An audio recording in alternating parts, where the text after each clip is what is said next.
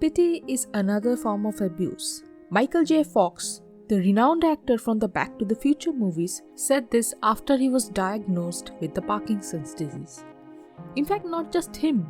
The common reaction to pity is hardly ever positive when a natural tendency to attach the role of victim to someone is involved. So what happens in a situation when people who underwent persecution are subjected to pity? Hello everyone, welcome to Anime Oracles, and today our topic is 86, The Cage of Pity. What is pity? Pity is commonly defined as a feeling of sorrow and compassion caused by the suffering and misfortune of others. The word has Latin and Old French roots. The word pite from Old French meaning compassion and the Latin word pietas meaning devotion. With the definition thus far, there doesn't seem to be anything wrong. Aren't compassion and feelings of devotion words with positive connotations? Well, that's mainly because the act of showing pity is nuanced to a fair degree. There are two broad categories of pity: pity of the benevolent kind and pity of the contemptuous kind. Talking about pity and the negative aspects of the feeling is incomplete without mentioning Friedrich Nietzsche and his thoughts about pity in his book The Genealogy of Morality. He defined the slave and the master morality and how the slave morality is associated with bad. That is, the poor, the sick, the pathetic, the objects of pity or hatred. In one of his quotes concerning religion, he stated he thinks pity makes suffering contagious and robs strength from people. Essentially, pity can be easily associated with feelings of superiority, in extreme cases, messiah complex and condescension. So how will kids, who have mostly faced hostility from people in power, feel when they are subjected to a pity party? To gauge their reaction, let's try to understand the current state of the 86. The 86 were supposed to die. That is, they were sent out on a suicide mission, and yet they have miraculously survived. While this might seem like a wonderful outcome to an outsider, the actual state of things are way more complicated for the 86. If we consider things from their perspective, they have just been thrown into a world where they have to adjust to something they have never experienced. Yes, the persecuted children have been mercilessly asked to adjust to something utterly foreign to them, and that is normalcy. But isn't asking people to experience something they have been deprived of their entire lives actually caring for them? Under normal circumstances, yes. But this is not applicable when the concerned party is being forced into the role of victims that need saving. This is clearly visible when Shin and company explore the Federacy for the first time and they see gatherings holding placards and having discussions relating to rescuing their 86. This is a clear instance of lack of communication and the will of the 86 themselves being rendered irrelevant. Did Shin or Raiden or Theo, Kurena or even Anju even ask to be rescued from the battlefield? Or for that matter, would their own conscience ever allow them to selfishly abandon their battlefield when so many of their own died already? From the reader's perspective or from the viewer's perspective in case of the anime, we know the reason 86 were fighting all this time was because of the collective sense of pride they derived from being able to survive to the very end in the harsh, legion-infested battlefield with their brothers in arms. Ernst's take on the subject of the 86 wanting to return to the battlefield even after they managed to escape a supposedly morbid conclusion to their lives earlier was that the 86 kids don't know what a normal life actually is. And as a result of this, they are returning to the only place they have ever known. And he is pretty spot on in his analysis, but we have to understand that his assessment of the situation also comes with the expectation that once the 86 in fact do see what it is to live a normal life, they would not want to return to the battlefield. And this is where his illusions get shattered. Shin and Co flatly state that they want to enlist, and this decision came after they genuinely tried their hand at normal life. His expectations aren't really unnatural or for that matter different from the general opinion of the people of the Federacy, who also wish to see the 86 having a better life. From the way I personally view this, it looks like the outcome of faulty perspective taking on the Federacy's part to me. Perspective taking is the act of perceiving a situation or understanding a subject from an alternative point of view, such as that of another individual. In this case, what Ernst and the entirety of Pherecydes likely did was simply perceive the situation from the perspective of a normal person.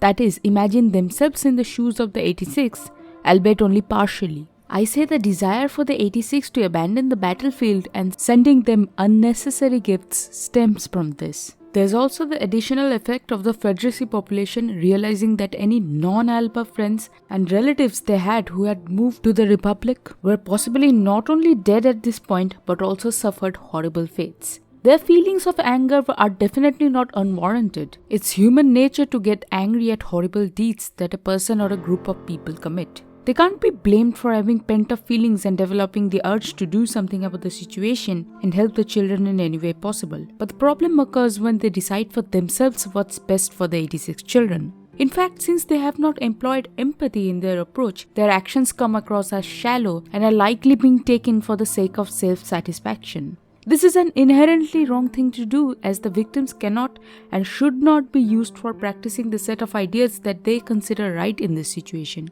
In their worldview, anyone who has experienced only tragedies and atrocities would want to be saved from the situation and would want to lead a normal life. But what they have utterly failed to consider is that in order to have such desires, the person in question must first have a strong desire to live and thrive, something the 86 are sorely lacking. They can't be expected to suddenly throw away the way of life and philosophy they have held on to all this time. Being given a second chance after such a long time likely creates a feeling of inconvenience and having to actually consider and come to terms with what they have lost in life. For Shin and Co., the battlefield is their comfort zone. It is their escape route and an area where their freedom of expression isn't trampled. The pride they get in fighting till they eventually break is the only sustenance their spirits have been allowed all this time. It's pretty unrealistic to think they would distance themselves from it so easily. I'd say this story element is heavily inspired from the novel All Quiet on the Western Front by Erich Maria Remarque,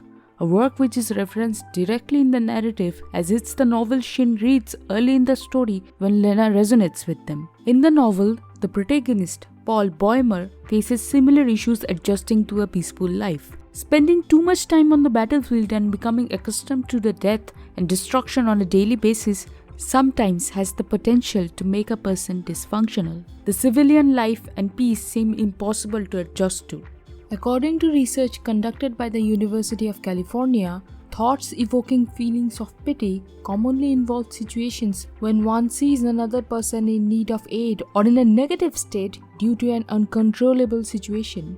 They can involve environmental circumstances like poverty, disability, or fatal events like natural disasters. In case of the 86, the response of the civilians involved anger at a fundamental level due to the shock of discovering that such atrocities were committed on people based on race. There's possibly also the imagination of the cataclysmic effects this can have in the lives of children, and this invoked a sense of pity so strong that in the midst of it all, the desires of the children themselves got ignored.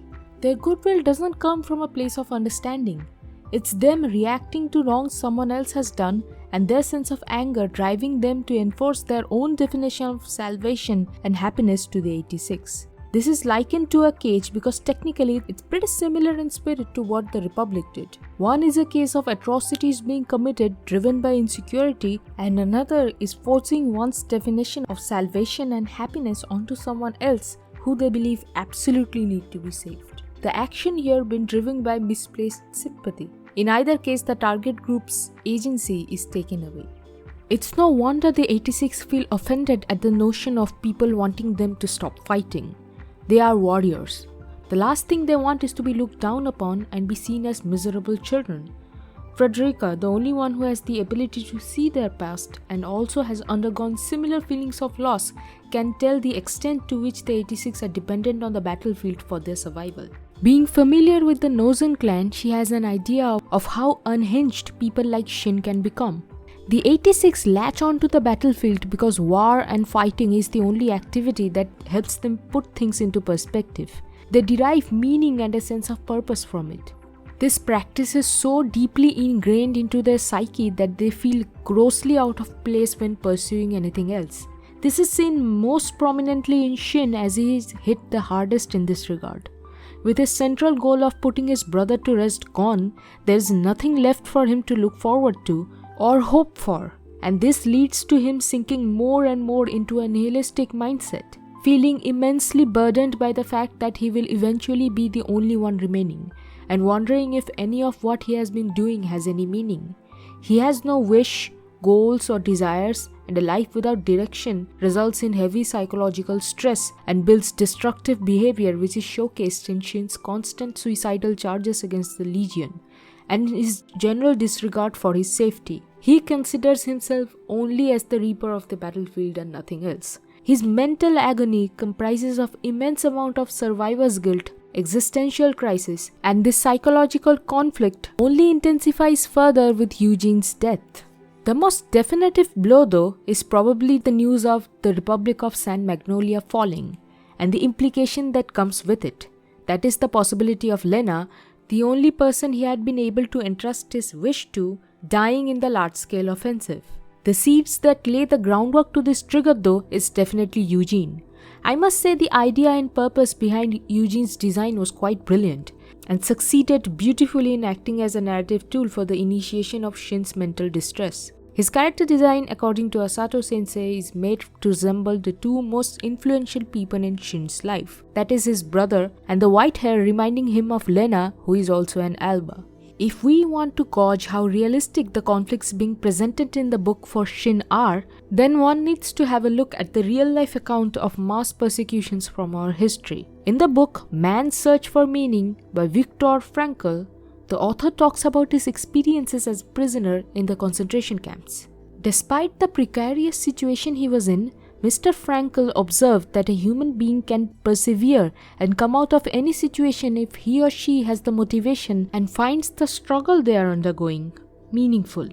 It turned out to be a major deciding factor in the number of survivors, and conversely, prisoners who lost the will to live couldn't make it through to the end. And this actually holds a lot of resemblance to Shin's internal struggle. Finding meaning in life is of tantamount importance and mandatory for survival. More so in the case of 86, and the only meaning they assign their lives to is directly linked to the pride which they can only exhibit in the battlefield.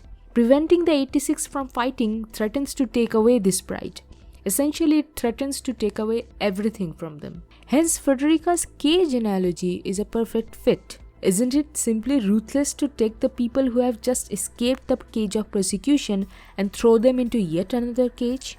Had the activists seen things from the perspective of the 86, they would see that pity in this case only increases their struggles. That said, the 86 folks' logic and motivation isn't without fault either. They definitely have a long way to go and have a lot of things to figure out. Their pride can only carry them for so long. And as the light novel readers already know, we'll be getting a ton of exploration relating to this in the future. I highly recommend checking out the novels if you like the character conflicts of the second cour of 86. Thank you so much for watching the video. In case you liked it, don't forget to leave a thumbs up and subscribe for future content. If you have any suggestions for future videos and or have any criticism, then feel free to mention them in the comment box below. Thank you again and have a nice day.